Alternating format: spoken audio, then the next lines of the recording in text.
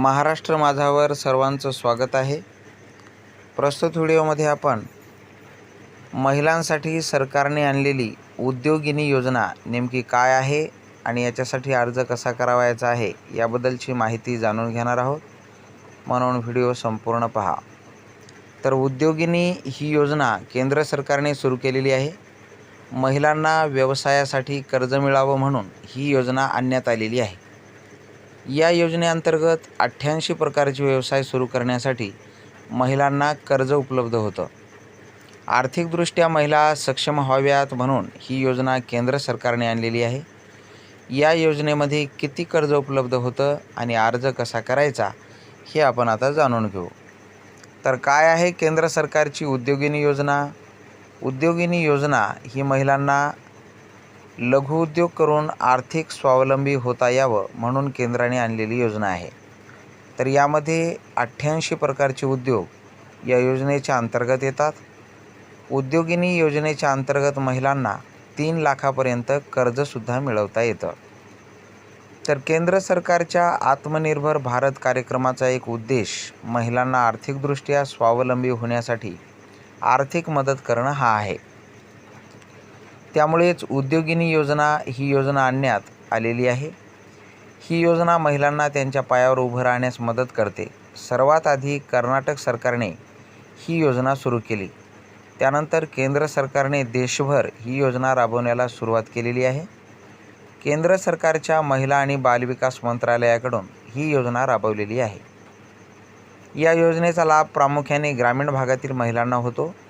त्यांना या योजनेत कर्ज मिळण्यासाठी प्राधान्य आहे। तर उद्योगिनी योजनेची कर्ज मर्यादा किती आहे? उद्योगिनी योजनेअंतर्गत महिलांना 3 लाखापर्यंत कर्ज मिळू शकतं। या योजनेसाठी अर्ज करणाऱ्या अर्जदार महिलेचं कौटुंबिक उत्पन्न हे 1.5 लाख रुपयापेक्षा कमी असणं गरजेचं आहे। दिव्यांग महिला, विधवा आणि परित्यक्त्या यांच्यासाठी उत्पन्नाची मर्यादा ठेवण्यात आलेली नाही। या महिलांना व्याजमुक्त कर्ज दिलं जातं। इतर प्रवर्गातील महिलांना 10 ते 12% व्याजदराने कर्ज दिलं जातं। ज्या बँकेकडून कर्ज दिलं जातं त्या बँकेच्या नियमानुसार व्याजदर असतो। या योजनेसाठी 18 वर्षे ते 55 वर्षे वयोगटातील महिला पात्र आहेत।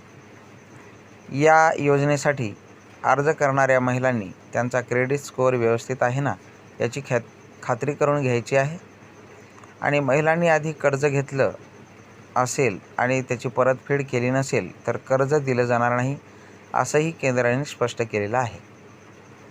तर या योजनेतून कर्ज मिळावीत म्हणून कुठली कागदपत्रे सादर करावी लागतात?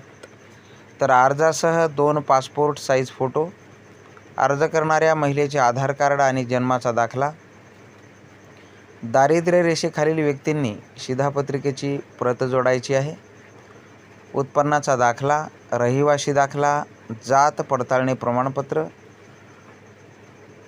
कर्ज मिळण्यासाठी संपर्क कुणाला करायचा? तर उद्योगिनी योजनेच्या अंतर्गत कर्ज मिळवण्यासाठी महिला जवळच्या बँकेमध्ये संपर्क साधू शकतात। बँकेशी कर्मचाऱ्याशी बोलून याची माहिती घेऊ शकतात आणि बजाज फायनान्स सारख्या वित्तीय संस्थासुद्धा या योजनेच्या अंतर्गत कर्ज देत असतात। तर महत्त्वाची ही माहिती इतरांना शेअर करायला विसरू नका। चॅनलवर जर नवीन असाल तर चॅनलला सबस्क्राईब करायला विसरू नका।